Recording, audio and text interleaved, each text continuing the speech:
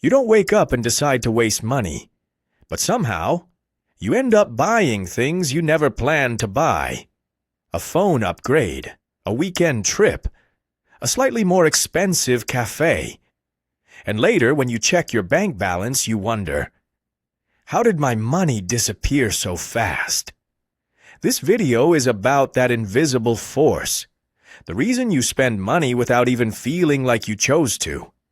And once you see it, you can't unsee it. Think about a normal day.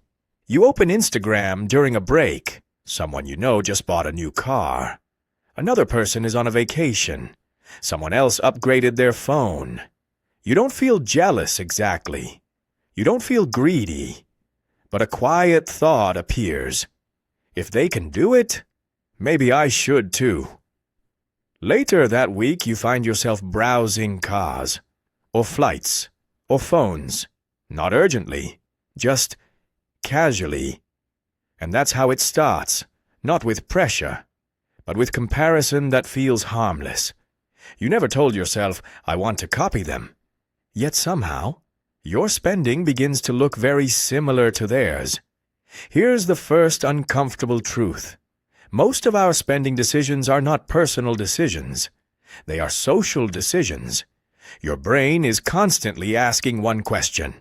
What do people like me do with money? Not what is best for you, not what you truly need, but what feels normal, what feels acceptable, what feels safe. So when people around you upgrade, travel, or spend more, your brain updates the definition of normal. And once something feels normal, it no longer feels risky. This is why spending rarely feels reckless in the moment. It feels reasonable, because others are doing it too. But here's the deeper part most people miss. You are not copying people's money. You are copying their visible life. You see the car. You don't see the loan. You see the vacation. You don't see the credit card bill. You see the lifestyle. You don't see the stress. Your brain fills in the gaps with assumptions. They must be managing fine. They must have it figured out. But money reality is private. Lifestyle is public.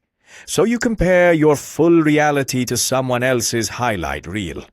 And slowly, without realizing, you start spending to keep up with a story that might not even be true. That's the trap. Not overspending, but unconscious imitation. Here's the shift that changes everything. You don't need to stop spending. You don't need extreme budgeting. You just need to ask a different question. Instead of, can I afford this? Ask, who made this feel normal to me? That one question creates space. Space between your money and someone else's lifestyle. When you see the influence, it loses its power. You start choosing slower, quieter, more intentionally.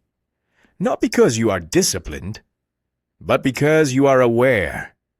So if you've ever felt confused about where your money goes, it doesn't mean you're bad with money. It means you're human, living in a world where spending is contagious. The goal isn't to copy less people. The goal is to notice who you're copying, because the moment you notice, you regain control. And if you like content that explains money without shame or pressure, you'll probably enjoy what's coming next. Stay curious. Stay calm. Your money doesn't need perfection. It needs awareness.